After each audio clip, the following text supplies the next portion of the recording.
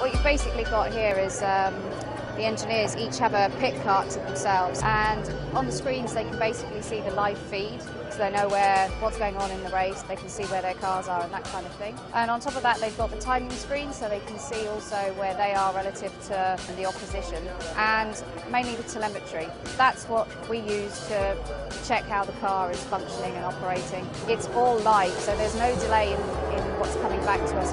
There's other bits and pieces that you can see around, like the stop board here, which is essential for the drivers to be able to see where they need to come into the pits. Basically, there's a fuel rig up here, which is obviously where we fuel from. It gives us a readout of how much has gone into the car. In addition, you can see the seats are hanging up there. Those are actually inserts because each driver is obviously a different size. We need to kind of go back to the garage now, so we need to get out of the way from these guys here. Basically, this is the last place you want to come back to in the race, because this usually means that you've got damage on the car and we need to sort stuff out.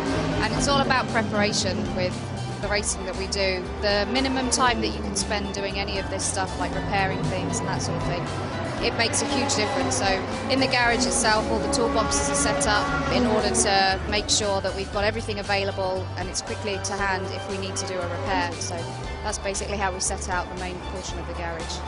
I'm just going to explain a little bit about the tyres. The only two types of tyre we can use in America. There's the wet tyre and there's a slick tyre.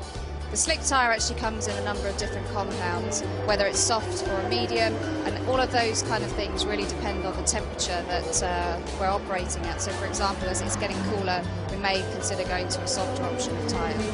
If you look down here, you can obviously see all the tyres for both the cars. They're separated out into two sets, one for each car, and they're prepared in terms of what the engineers need for each car and what they basically want to do with them through the next, say, 4 or 5 hours. It's about endurance racing, so it's trying to minimise the amount of time you spend on the one tyres. We have a lot of that information which is based on lap time, but a lot of it's also information that we gain back from the Michelin engineers who do a lot of analysis on the tyres as they go through the race week.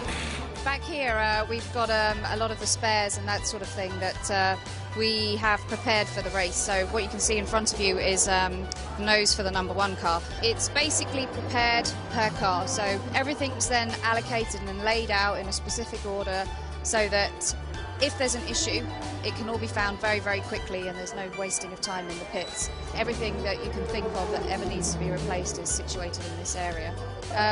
We actually have a set mileage that we can achieve on the cars, and that goes along the lines of, it's mainly based around Le Mans and making sure that we can achieve the distance at Le Mans without any failures. So a lot of our parts, when they go on the car, we actually already know if they've been used or whether they're new, and if they're used, what the mileage on those is. And that's actually vital because it's all about reliability, and Audi prides itself on the reputation that it's got with that. So all of that is encompassed in pretty much everything you see around you here.